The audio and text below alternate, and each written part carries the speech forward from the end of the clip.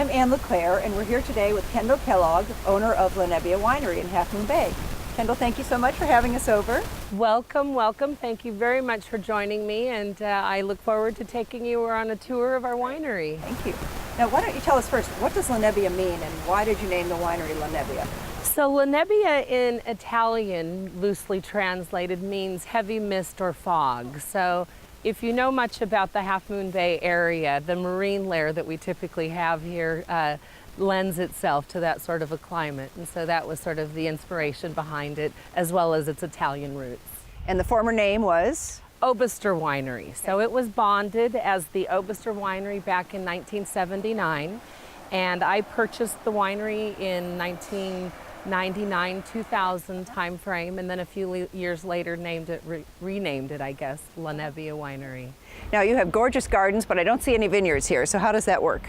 We source our grapes. We purchase grapes from both the Santa Cruz Mountains, where we are a proud member of, as well as, you know, this location here in San Mateo County provides us access to Napa Valley, Sonoma, you know, Paso Robles, Amador County.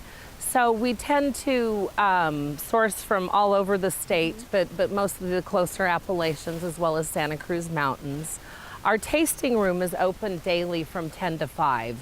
So we have a fairly active tourism and foot traffic that heads through the tasting room. So our menu includes up to 9 wines, and so we tend to have wines from out of the area as well as wines from the area. But you actually make it here, do you not? I mean, Yes. I've been in your room with the giant barrels, Yes, right? yes, so have I. So what's your particular favorite? Is there a favorite of your customers, or do you have a favorite? I personally prefer red wines, and I like heavier reds, and so a good Cabernet is one of my favorites.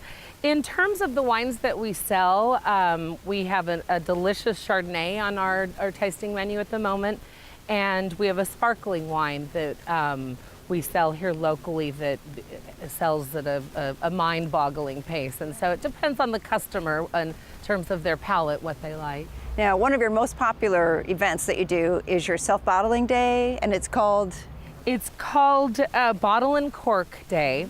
It was something that the former owners began back in the early 80s, and it was a way for people to recycle their bottles as well as for them to get rid of any excess production.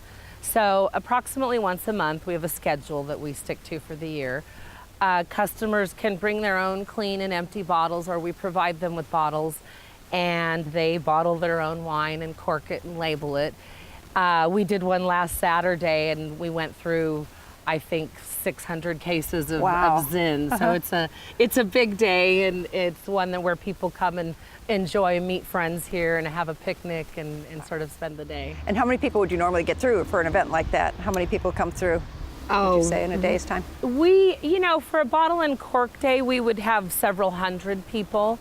If you look at our foot traffic through the tasting room, we typically pour anywhere between 100 and 200 tastings a week. And you also participate in Tour de Fleur, is that right? We do. Will you tell us about that event? It's a chamber event, is it not? Half Moon Bay Yes, Chamber? Half Moon Bay itself is a beautiful destination and quite a gem of San Mateo County, as you know. And they do a lot of events that are sponsored by the chamber, from Farm Day to Tour de Fleurs, and of course the As Fresh as You Get program. If you look at the Tour de Fleurs, what we started doing was a wine and edible flower pairing. Nice. And so to really look at flowers that you can bring in from your garden that would pair nicely with wine, so nasturtiums and borage and certain petals. It's one of those things where the flower lovers enjoy it. The skeptical ones, I think, go for it just because there's a wine tasting involved, but... So people can find that all on your website, right? Yes. On the Nebbia website? Yes, so we have a website that would include a list of any of our upcoming events. We do a garlic barbecue over the summer. Most of our events try to incorporate some aspect of agriculture and wine. You know, we've strived to create a destination for people to come and enjoy and sit. You can bring your own picnic and enjoy our wine, or we have a facility that provides for that. Well, Kendyl, thank you so much for having us, and maybe we'll go take a look at the bocce ball courts. Sounds great.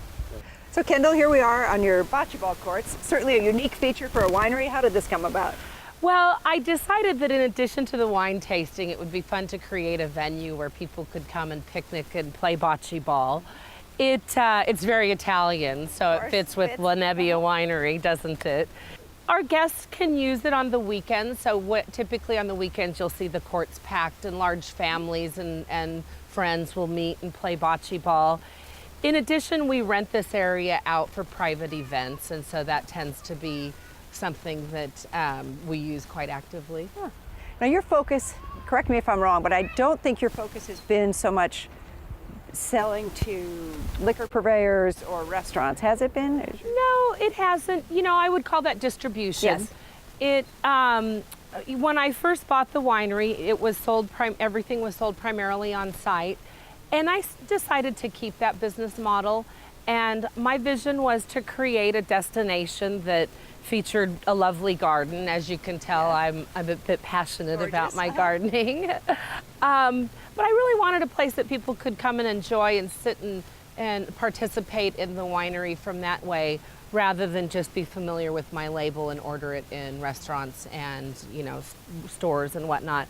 A lot of the local restaurants do feature our wines, but it's not because we're real easy to deal with from that perspective. So they can just bring picnic lunches. People may bring picnic lunches in, but you have a special event called the Garlic Barbecue. Is that?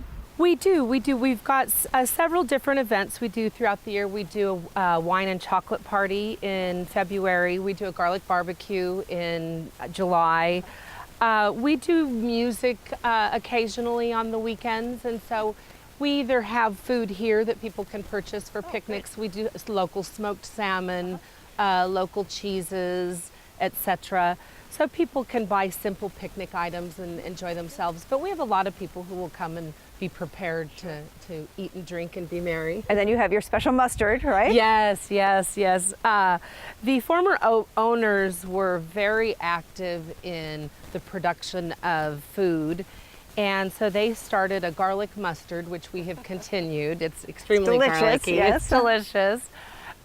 We've won a gold medal in the Napa Valley mustard competition. We've won a couple silvers.